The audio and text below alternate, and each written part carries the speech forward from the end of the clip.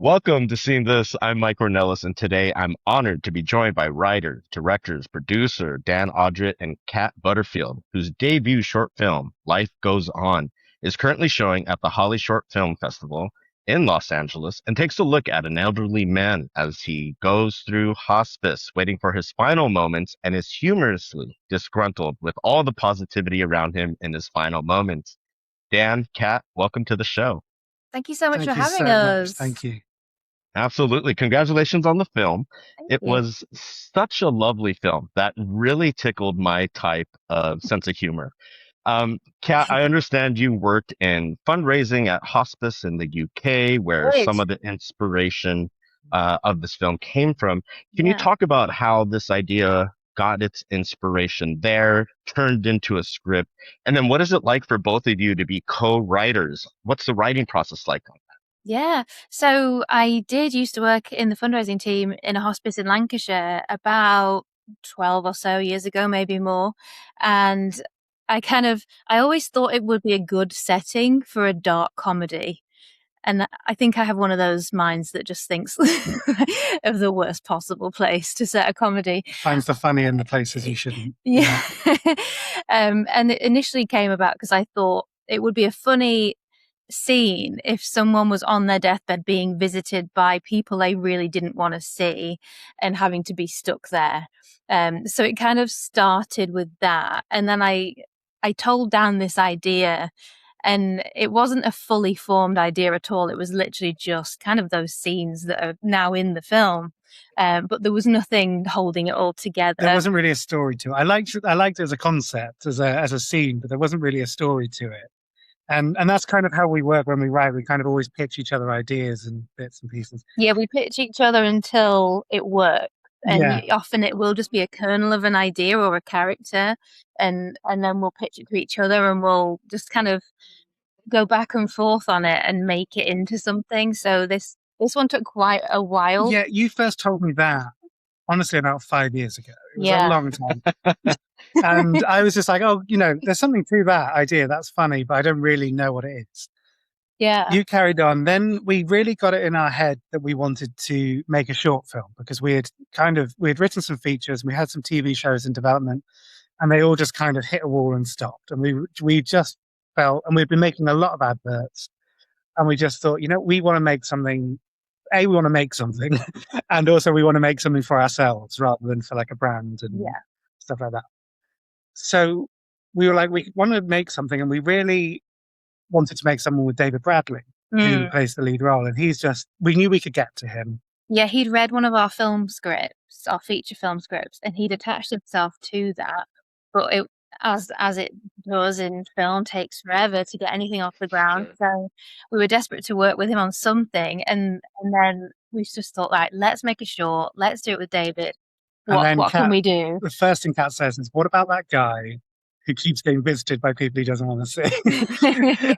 And I was just like, it's funny, but it doesn't feel like the best use of David's time. It's not quite there. So we kept thinking about it.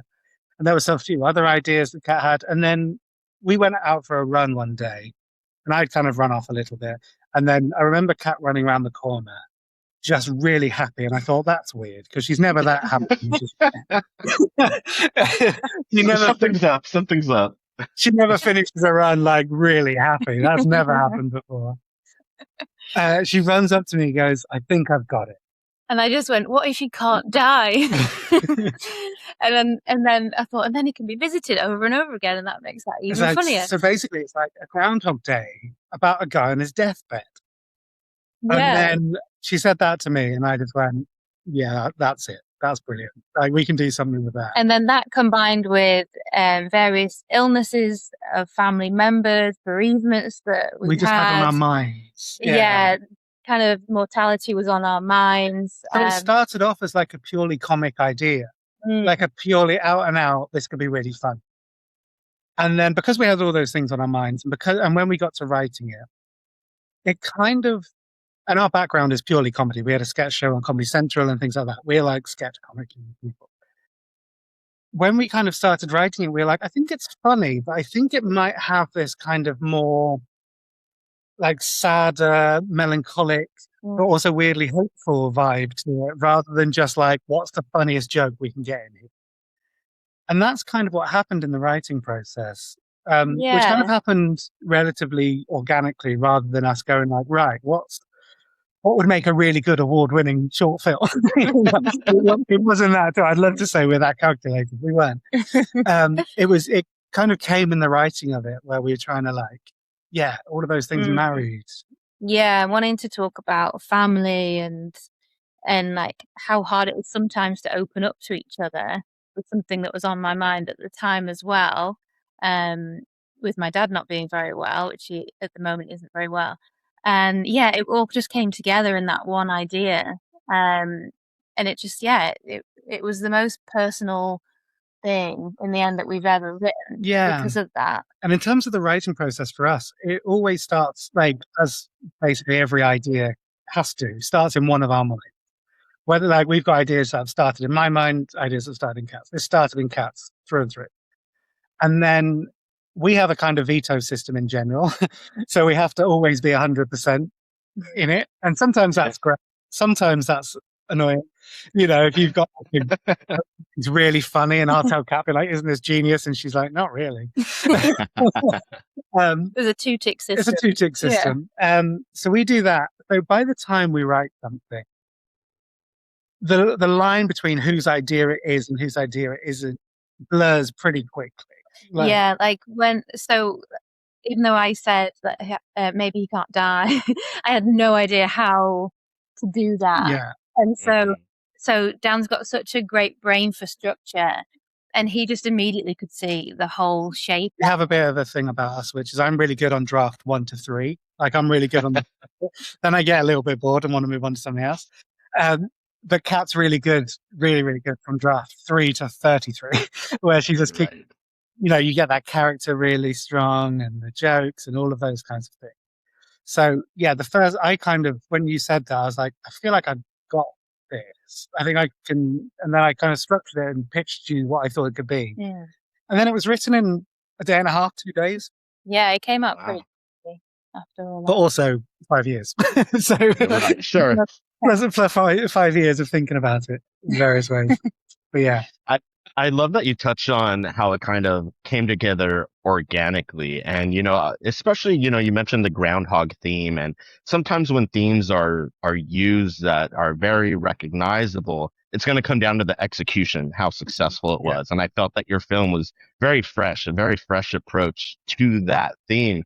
And some movies you can really feel the effort, and with your film it felt effortless. Though I know it takes all kinds of work behind the camera. It takes a lot of work to be effortless, yeah. That's so interesting you said that, actually, because one thing we really wanted to do when we were doing the Groundhog vibe of it is every other Groundhog Day style film, of which we really love. You know, Palm Springs we think is a modern masterpiece. Groundhog Day, an actual masterpiece back in the day. We don't claim to be in their levels, but we really love those films. But the difference between them and I guess what we're trying to do is those films happen to a character or a point in their life where they still have time to change the direction of their lives, where they're going, who they're going to be. The joke that Kat kind of came up with on that run was, and this wasn't like you came up with this clear joke, but it kind of ended up being the point of the joke is this is a guy stuck in a time loop that can't change who he is. Like he's reached the end. It's like right at the end. So there's no kind of like learning particularly, or there is a bit of learning, but there's no like going forward, I will be different. This is the end. Like, so it kind of gives it a little bit of a different vibe where it's not like, you know, an A to B transformation that say Bill Murray has, and then all of a sudden he's grateful for being alive and living life to the full. Our character doesn't have that luxury. It's more like have a good death, I guess, and things that how to sign off well. A good closure and things that are left unsaid. It's more about that on the thing that he can have a second chance at. Yeah. Isn't like I'm going to become a better person and then live my life differently. It's a different way of doing it. It's almost if you take the character in Groundhog Day, the elderly man, Pop, as Bill Murray refers to, and like we focus on him, maybe he's stuck like in his last moments and what does he go through? And you already mentioned David Bradley, who folks might recognize from Harry Potter or my favorite role, Walder Frey from Game of Thrones. But you also have people like Matt Berry from What We Yeah. Do in Shadows, Maggie Steed from Paddington 2 fame. A shout out to your casting director, Francesca Bradley.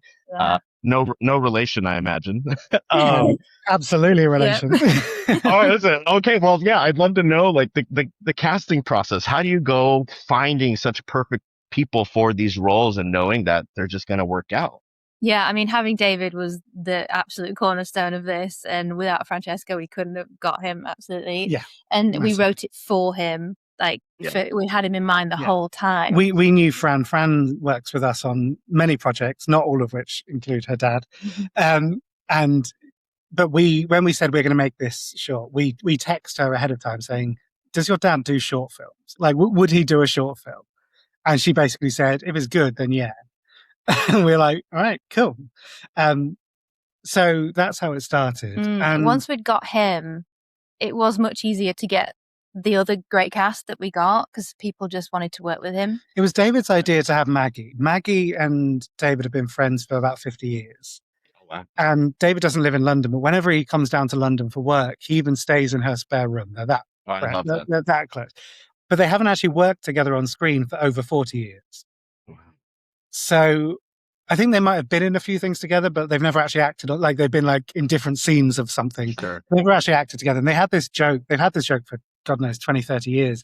So they'll probably be old people by the time they get to work together again. And when David read this, which actually, ironically, he read whilst he was in hospital, Wow. but for nothing serious, he was just in there for the day, but he sat and read this when he was in there. And he signed on that day. We sent it to him on the Monday morning. He signed on by Tuesday morning. It was that quick. Love it. And he, with the signing on, said, "You don't have to, but what would you think to Maggie Steed as playing this role?" And we were like, I mean, yeah, absolutely. Like, can we get her? He's just like, "Oh, I know her really well. I'll send it to her." And then she signed on. I mean, I believe she really liked the script, but let's be honest, primarily to have a chance to act with David. Yeah. We got these really lovely scenes of the two of them. Yeah. And that's 40 years of wanting to like play on screen together. It was so nice. The first things we filmed were the bits where they're together having fun. And that was the very first we filmed. And they were just genuinely having fun. That wasn't even acting. That was very little directing required on our part. And then Matt Berry was kind of complete fluke. Couldn't have planned it. We've done videos for the charity Movember for the last 3 years now. And he did the voiceover on one we did last year, but we never met him. And then we got called by them this year. And this was about 2 weeks before filming. And they we were called really us and said, busy. "Do you want to do this film?" And we were like, "I think we're too busy. I don't think we can take it on." We were busy in the pre-production for this. It was manic, so we were just doing it ourselves. And they were like, "Oh, that's a shame. Matt Berry's going to be in it." And we were like, "We can do it. We'll make time. We'll make time for it." And so we made the time, and because we just love Matt Berry. I just wanted to meet him. Yeah, huge fans of What We Do in the Shadows. He's absolutely hilarious. And we just kind of thought, shall we just ask him? Shall we just? We had an actor pull out 10 days before, or like 2 days before filming. That was that role. Yeah. And it was Kat again. He was just kind of like, "We should ask him." And my first reservation was just like, he'll just steal the seat, like, because he's just so Matt Berry, right? He's just everyone's just going to be like watching the film, and then you can be taken out of it because it's Matt Berry. I think you were expecting that big booming voice to come out. Yeah, it was. I'd maybe seen a couple more of his things that he'd done, and I was like, no, I think he can do a bit more subtle. Well, your exact words. I was just like, he's going to steal the show, and you were just like, who cares? It's Matt Berry. It was also that, who cares? Like, yeah, but then we've got Matt Berry in our show. Yeah. So we asked him. We did the Movember shoot, went well. Luckily, went without a hitch. Yeah, and then at the end, we kind of said goodbye to him, and we just said, cheeky request, but we're filming a short film with David Bradley in about 10 days on this date, and would you like to be in it? And he said, if I can make that date, I'll do it. And then you were pretty insistent, being like, "Well, read the script, and if you don't like it, don't do it." Yeah, I said, as long as And then we sent sent him the script, and then a few days later we had edited the November video, and I sent that to him. And I think he was waiting to make sure that wasn't awful. Sure. Fair enough. Which is fair enough, completely. And then he watched that. I was like, this is all good. And he said, and literally it was just a text where he said, RE short film, if I can be in and out quite quickly, I'll do it. And I was just like, what the hell?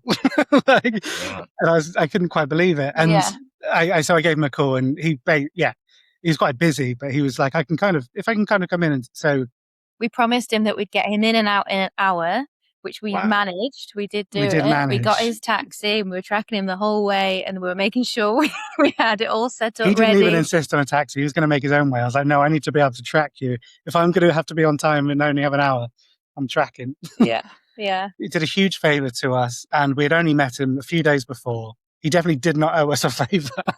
We're very grateful. We're very, very grateful. What a whirlwind of a 10-day stay to get everything pulled off. And he compliments. Everyone is so complimentary of each other in this cast. Kat was completely right. He was, he got the tone we were going for. It was just effortless. And I just to mention some of the other cast members too. A lot of those people are people we've worked with for years and years and years. People like Paul G. Raymond, who's the guy with the camera. He was in our Comedy Central sketch show. And then, people, and same with Mark, who plays the really boring guy. These are guys with people with, and then there's people like Amanda Root, who plays the mum in Baby Reindeer. Actually, she's a just Tony nominee actress. She's just fantastic. Fran was just like, I really feel like Amanda would be good for this, and we're like, great. Again, if she'd do it, sure. So the cast ended up coming together just beyond what we could have imagined. Yeah, because it is worth I think a few people have seen the cast and assume that we have either huge backing, we're like these industry darlings or something like that. We're not. This is a self-funded film we made with inheritance money from some elderly relatives we had, and we've just scrappied it all together. and people kind of look at it now and just assume we're like these nepo babies who have managed to pull in all these favors. We're like, we're absolutely not. Yeah.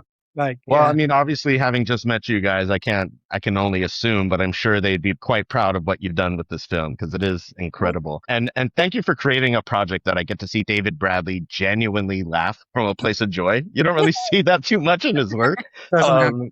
So it was incredible. It was amazing to see so many sides of his. Yeah, absolutely. We kind of put him through so much in our film, and we get to see sadness, happiness, tears. We see everything of him, and the performance. Because his face can completely it changes from being the angriest, grumpiest bastard you've ever seen, which is obviously what he plays in, Game of Thrones and things like that, to then just being an absolute so warm and friendly and happy, and then really vulnerable. He can do it all with very little. Well, I say very little. He's obviously doing a lot in his mind to do it, but seemingly very little. Yeah. A testament to his talent, for sure.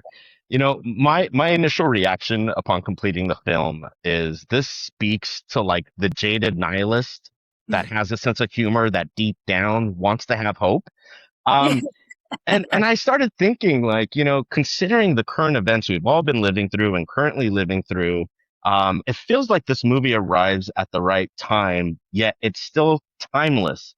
Did you sense that or think about that when you were putting it together, or is that just happenstance? Interesting. I don't think I personally would say happenstance. Yeah. We always tend to veer on the side of hopeful in everything we write. Even when we come up with such a dark idea as someone who can't die on the deathbed and just wants to die. Once it comes through us, we'll always try and find a little bit of hope. But I do think the world is slightly nihilistic right now. I'm not going to lie. Right. It definitely feels like that. I'm prone to those thoughts as much as the next person when you watch the news for more than 30 seconds. Right. But I do think that that's the case. If I feel like everyone is a little bit jaded, and we hope it, we did always want to make something that feels a bit timeless. We didn't want to, be referencing things that, if a year later people are like, what's that? We do have that in our minds all the time. When we make things, we try and make something that you could still watch 10, 20, 30, 50 years in the future, and it would still work. I don't, because we've made things in the past that have been quite of the moment in terms of technology and references and things. We've done that before, and with everything that we do now, I think we prefer it to be something that is timeless and wouldn't go out of date, I think. Yeah, I think the world moves so quickly now as well. It's really, really hard. It's super hard. You could be talking about a company that's like the biggest thing in the world, and then a year later they're just nothing. So we have always had that in mind. But in terms of trying to be like a story for today, I think it just came out with the story that how we were feeling. We had both lost some elderly relatives. Kat's dad has a long-term illness, and all of those things just kind of came through us, and we always try and find a bit of hope and stuff like that, as I said. So, it's a huge compliment to hear you say that it feels like that. I will say that it's a massive compliment. Yeah. Yeah, I mean, listen, it's such a jumping off the cliff when it's something that's self-funded. You don't know what the reception will be. You don't know, how people will interpret what you're going for, especially with a dark comedy. There's some dark comedies that are like, oh, this is taboo. You can't make light of it or whatever the case is. And that leads me to my next question regarding the festival circuit. Your film started off hot, winning the Grand Jury Prize for Best International Short at the Dallas International Film Festival. Congratulations on that. Thank you so much. And since then, you've gone to multiple festivals, and now, as I mentioned, the Holly Shorts Film Festival in LA. I'd love to know your experience screening your film, for that first time or as it progresses across multiple audiences. What is that experience like? And have you found different festivals, locations provide a different reaction or a different reception to the film? Oh my God, it's been just incredible watching people watch it and being in the room with them. So at Dallas, for example. Dallas was a whirlwind Yeah. because we only shot this in December. So it's not like, it was quite quick. And we, as anyone who submits to film festivals know, there's a bit of a lag between when you submit and when the actual festival is. So the Dallas application we submitted on the final day, the closing day of submissions, and we sent them a work in progress without the score on, ungraded, unmixed. Oh, wow. Just the picture lot. But I was just like, it's a great festival. Like, it's an Oscar qualifying festival. It's just brilliant. And we were just like, you know what? It's probably a waste of money, but let's just submit it anyway. And then we'll properly start submitting once the film's actually done. And they had accepted it before we had even finished the film. Wow. Yeah, they accepted it, and we were in the grade, weren't we? So we hadn't finished the mix and we were finishing the grade. And we were just bowled over. It was just amazing. It was a real whirlwind because we'd only just finished. It felt like we'd just finished it because we were getting it ready to be able to submit the final VCP to the festival. Yeah, got it just under the wire. It was 5 months from like pre-production to winning the Grand Jury Prize. So it was really quick. Yeah, and watching it, we felt absolutely sick. We were waiting for it to play. We were watching all these other great films before it. Yeah, and the room was full, and I just felt so sick. I could have thrown up. I was that nervous because I didn't know what people would think about it. Didn't know if it was going to translate, how it would play in America, any of that. And it went so well, and we heard laughter, big laughs in the room. And then at the end, to our surprise, we heard people sniffling because they were crying. And we've never had that before. We've never had that. Coming from sketch comedy, you're not really aiming for tears. Yeah, right. Yeah, so it was a totally new experience and quite an addictive one because now I want to hear sniffles every time. Yeah, definitely got that. But it was so nice to hear laughter and then hear evidence of tears at the end. And it was the response afterwards as well. The amount of messages we got, or like on our Instagram, or people coming up to us afterwards saying, "Oh, everyone seems to relate," because we thought this is super specific. But the amount of people are just like, "Oh, my mum was in a care home, and my dad was in a care home," or people being like, "Oh, I've got a young," because there's a daughter character, "I've got a young daughter," or "I used to work in the care system." We're getting messages from all across the board, people like that. and saying how much they're like, relating it to a family member, no matter who it might have been. even if they're a family member, and I'm sure they're usually not a really grumpy guy who just wants to die. Yeah, no, absolutely. I mean, to be honest, without spoiling anything, there's a portion about someone in a trash bin. And just the things that you come across at any age that are just ridiculous or rub you the wrong way, no matter your age. Like, I definitely connected to that. So I can understand that. The response in America has just been amazing. We've had a lovely response in the UK, but actually the response in America has been above and beyond. I think it's almost playing better in America. We have a theory as well, and we can say this because we're Brits, but I feel like Brits run away from emotion where Americans run towards emotion. Even though it's a painfully British film in many ways, I do think it's for that reason it's being embraced a little bit in America. Yeah, possibly. So, which is really, really great. Yeah. I mean, listen, I've been following about every short that's come out during, the Oscar nominations, and to be quite honest, sometimes I'm very discouraged by what might win. But I have high hopes that this is going to go a long way, and I hope that is the case. Thank you so much. I'm curious, mentioning your comedy background, who were some of your heroes? Who were some of your comedic performers that like really speak to your sensibilities, whether the UK, the States, wherever? Who were some of those people that you looked up to? I mean, it's a mishmash of the States and the UK, really. Yeah. So, I mean, growing up, things like The Office obviously was a huge thing. I'm a big fan of Gary Shandling. I love Gary Shandling work. I think Judd Apatow and Seth Rogen, I think they get that. We always talk about when we write, and I'm just going to badly quote Seth Rogen here, where he says that you hook people in with the plot and then you trap them with the story. So you kind of get them in with this big premise, and then it turns out it's about something entirely different. So an example we always say is The 40-Year-Old Virgin. That's a really big, funny premise of a guy who's 40 and hasn't lost his virginity. But it's about so much more than that. And it's got this weird, surprising depth to it and stuff like that. Same with Knocked Up and everything like that. That's what we always try to do is we like a strong premise, and then when people watch it, they go, Jesus, I didn't think it was about that.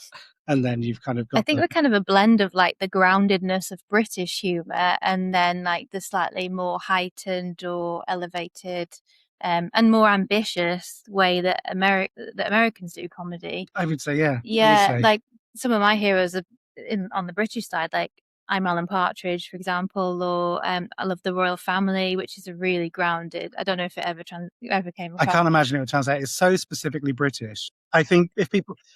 Northern England, British is very... And the whole sitcom is based around a family watching telly. That's it. That's the whole thing. In real time, it's just beautiful. It's brilliant.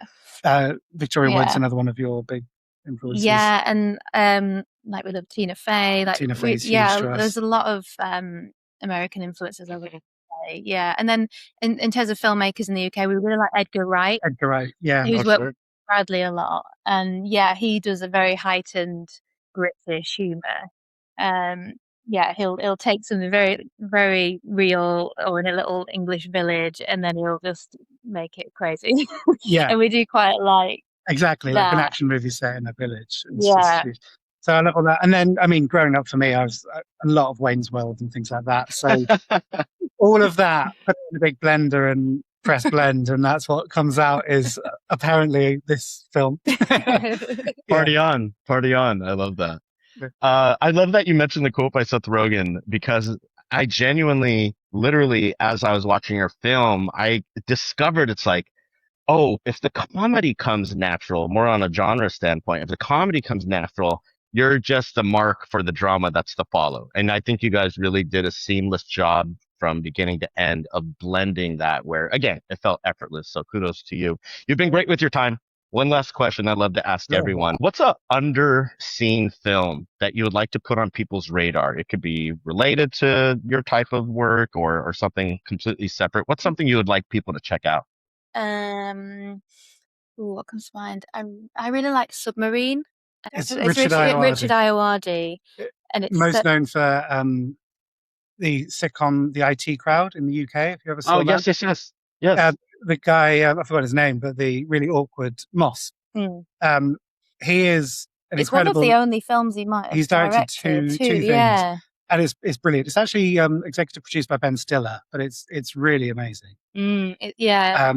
It's quite kind of grounded and real and set in Wales, but he has this big imagination, and the way that the cinematography of it is just brilliant, and it's so funny, like dry sense of humor. So that's one that just sprang to mind first off. And maybe it's because I'm in LA that I'm saying this, but there's a film that really, when I first started making incredibly no budget stuff, there was a film that really influenced me, and that was called In Search of a Midnight Kiss. And it's like a black and white $15,000 before sunrise-esque film.